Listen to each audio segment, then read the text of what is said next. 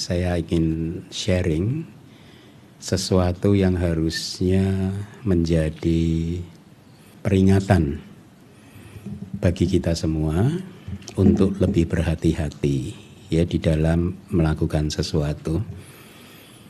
Saya akan awali cerita ini dari hari Minggu kemarin. Saya kedatangan tamu dari sebuah institusi. Dia bercerita bahwa ada satu yayasan di tempat dia. Saya tidak ingat persis karena ini ceritanya agak rumit. Sepertinya awalnya melalui yayasan tapi nanti ada rekening pribadi begitu. Jadi ada satu yayasan kalau saya tidak salah begitu melakukan penggalangan dana untuk pembangunan wihara. Nah, umat Buddha di Indonesia ini saya rasa memang sebenarnya kan murah hati ya. Ya karena saya dulu pernah 3 tahun di Singapura dan kemudian pulang ke Indonesia, saya bisa merasakan sebenarnya umat Buddha Indonesia itu sangat murah hati. Hanya saja karena kemurahan hatinya itu kadang ada orang-orang yang menyelewengkannya, menyalahgunakannya seperti cerita yang akan saya sampaikan ini. Jadi saya dapat cerita detailnya dari seseorang internal mereka begitu. Jadi ada satu yayasan menggalang dana untuk pembangunan wihara. Singkat cerita ternyata respon dari umat itu sangat positif seperti yang kita semua tahu kan. Kalau ada penggalangan dana itu selalu respon dari umat itu sangat bagus. Jadi akhirnya beberapa kali mereka menggalang dana untuk wihara. Bahkan ini sekali lagi kalau saya tidak salah ingat, satu wihara waktu itu membutuhkan hanya 300-400 juta. Tapi yayasan ini berhasil menggalang 1, sekian M. Ya, bagus kan? Tapi yang menjadi menyesakkan hati kita, menyesakkan nurani kita adalah ternyata ada oknum yang menghubungi pengurus wihara dan mengadakan dalam tanda kutip perjanjian di bawah tangan bahwa nanti kalau yang bersangkutan bisa menggalang dana maka dia dapat komisi 50%. Menyesakkan hati kan? Ya, ini sangat mengganggu nurani saya, itulah mengapa saya harus menyampaikannya kepada Anda. Tadinya saya mau keep ini sendiri sampai kemudian satu Bante yang senior mengungkapkannya juga di muka umum gitu. Saya dapat videonya itu hari Rabu kemarin gitu. Sehingga dari sana saya merasa oh ini confirm, berita ini benar gitu. Walaupun saya yakin karena informasi ini saya dapatkan dari internal mereka yang saya udah kenal lama juga kan. Orang yang baik gitu. Nah jadi ada perjanjian bawah tangan seperti itu. 50% bayangkan. Ya jadi ini saya sampaikan ini untuk create awareness dan untuk peringatan lah bagi Anda semua untuk lebih berhati-hati. Ya. Kenapa saya katakan ini menyesakkan hati, mengusik hati nurani saya karena menurut saya sesungguhnya bahkan dari agama-agama yang saya anut dulu mengajarkan bahwa wilayah yang berhubungan dengan agama itu adalah wilayah yang suci. Harusnya Buddhis juga begitu. Segala sesuatu yang berhubungan dengan agama Buddha adalah wilayah yang suci. Suci itu artinya bersih, bersih dari kotoran. Ya. Jadi tidak boleh melakukan aktivitas keagamaan yang kelihatannya mungkin sosial keagamaan seperti itu, tetapi ternyata dilakukan dengan cara-cara yang menurut saya kotor. Bahkan yang bersangkutan menyampaikan kepada saya, si oknum ini mobilnya baru, rumahnya baru. Ya Anda bayangkan, kalau sekali galang dana bisa dapat komisi 50%, ya Anda bayangkan saja. Kalau berkali-kali menggalang dana bisa udah dapat berapa yang bersangkutan ya. Nah tetapi kan hal ini adalah perbuatan yang aku salah, ya kan? Perbuatan yang tidak baik, menciderai juga kepercayaan umat, ya, melukai juga kemurahan hati umat, ya, dan mencoreng praktek dana di dalam Buddhism.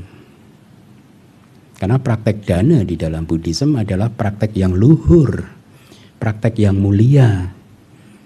Bukan dijadikan sebagai satu sarana untuk mencari nafkah.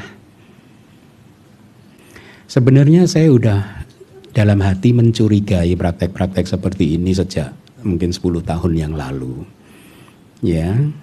Dan saya juga sering mengatakan kepada ketua yayasan DBS, ini kok sepertinya undang-undang yayasan ini kalau menurut saya, yang sebagai seorang biku ya, harusnya kan sebagai seorang biku tidak sepandai Anda dalam urusan yang bersifat keduniawian seperti itu kan, karena Anda kan bergelut di sana, saya tidak gitu. Tapi beberapa kali saya sampaikan kepada ketua yayasan DBS Dhamawihari bahwa ini menurut saya hukum yang mengatur yayasan ini terlalu longgar. Artinya menurut saya terlalu banyak celah yang bisa dimanfaatkan oleh orang-orang nakal untuk menjadikan yayasan ini akhirnya seperti PT, perusahaan, untuk menggantungkan hidup, untuk mencari nafkah. Beberapa kali saya sudah raise up this issue kepada ketua yayasan. Karena saya berpengalaman berkecimpung di dalam yayasan ini kan sejak 2011 kan ya. Sehingga saya agak paham gitu bahwa seandainya saya tidak mengawasinya dengan ketat, pasti pengurus yayasan akan dengan mudah menyelewengkan dana-dana yayasan. Dengan mudah, dengan berbagai cara yang kelihatannya lawful, kelihatannya tidak melanggar hukum. Ya. Jadi fenomena-fenomena yayasan akhirnya dijadikan semacam PT, perusahaan ya untuk mencari nafkah, itu perlu kita waspadai. Ya, jadi ternyata ada orang-orang tertentu yang memanfaatkan kemurahan hati umat Buddha untuk mencari nafkah dengan cara yang kotor seperti tadi. Ya, untuk menopang kehidupannya. Ya karena mudah kan sebenarnya, misalkan ini dengan cara lain. Bikin aja Anda satu yayasan dan menerjemahkan buku sebanyak-banyaknya, pasti penggalangan dana Anda akan berhasil juga. Sedikit banyak lah ya. Karena umat Buddha itu sangat murah hati gitu. Nah, tapi ini kan jadi dimanfaatkan. Ini kan juga celah bagi orang-orang yang hatinya kotor untuk memanfaatkannya. Oh ternyata bisa ya. Itu misalkan ini contoh yang bisa saya sampaikan, kalau Anda pengen gitu ya, bikin aja Anda yayasan terus nerjemahin buku Dharma, galang dana, pasti Anda dapat uang. Ya nanti ketua yayasannya dapat gaji. Gajinya mungkin kerjanya nggak seberapa, gajinya 200 juta. Sah. Anda tahu nggak, tetangga kita ada kasus itu kan? Ya, pengelola yayasan ternyata ketuanya digaji sampai 500 juta. Ya. Nah, kembali lagi, sebenarnya menurut saya wilayah yang berhubungan dengan agama itu wilayah suci. Tidak ada siapapun yang sebenarnya yang bisa atau tega untuk mencari nafkah dengan memanfaatkan agama-agama seperti itu, khususnya di dalam Buddhism yang sangat bersih gitu. Harusnya sangat bersih kan ajarannya kan, nah, karena kita diajarkan untuk tidak entertain kilesa-kilesa kita, ya enggak? Kita diajarkan untuk mengendalikan diri. Tapi kalau kita dengar contoh ternyata di yayasan Buddhis ada yang seperti itu kan, jadi agak menyesakkan hati. Tadi di awal saya katakan yayasan atau apa itu agak rancu. Saya juga tidak mau menuduh kan ya. Tapi cerita yang saya dengar, jadi mungkin tadinya antar yayasan, begitu 1, sekian M dikirim ke salah satu yayasan di wihara A gitu, nanti pengurusnya mengembalikan 50%-nya ke rekening pribadi. Ketika saya mendengar, wow, ternyata hal seperti ini terjadi ya di internal Buddhis ya. Ya, ternyata ada orang-orang yang hatinya sudah sedemikian, maaf, kasarnya gitu, sehingga hal-hal seperti ini bisa dilakukan gitu.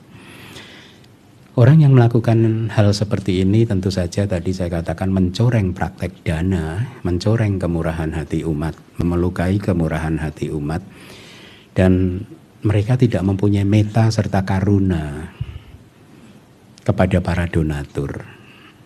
Karena dengan mempraktekkan hal yang demikian kan donaturnya berdana di ladang yang nggak subur. Bayangin Anda udah ngeluarin duit 100 juta, ternyata Anda tanam di ladang yang nggak subur. Karena di belakangnya, di bawah tangan ada permainan seperti itu. gitu ya. Jadi saya menyampaikan informasi ini semata-mata supaya Anda lebih berhati-hati lah ya, karena saya memang melihat marak kan di Indonesia ini penggalangan dana ini, penggalangan dana itu, dan Anda nggak pernah tahu kalau ternyata ada satu kasus di mana dua sisi saling melakukan perjanjian di bawah tangan seperti itu tadi. Pagi ini saya dapat informasi katanya juga ada informasi baru yang berbeda. Satu yayasan juga yang mengadakan baksos bekerja sama dengan yang bersangkutan, suami yang bersangkutan gitu. Terus suami yang bersangkutan yang mencarikan dana-dananya begitu. Ternyata setelah terkumpul terang-terangan, orang internal yayasan itu dengan terbuka berkata, komisi untuk saya berapa ini? Gitu. Nah, jadi untuk baksos saja juga sama, bakti sosial. Ada yang minta komisi, gitu. Tuh Bante, tapi itu makanya nggak nyangka Bante yang minta komisi ini adalah X ini, X itu, X ini gitu loh Bante gitu. Kok melihat profil masa lalunya kelihatannya nggak mungkin untuk melakukan hal yang buruk seperti itu gitu. Ya makanya kita nggak bisa menilai orang semudah itu kan ya. Jadi saya tadi minta izin juga kepada yang bersangkutan, saya akan sampaikanlah ya di depan kelas nanti supaya berita ini tersebar dan kita makin berhati-hati bahwa Anda bisa dimanfaatkan oleh oknum-oknum yang hatinya tidak bersih seperti itu ya. Mudah-mudahan praktek di masa depan menjadi lebih baik lagi ya.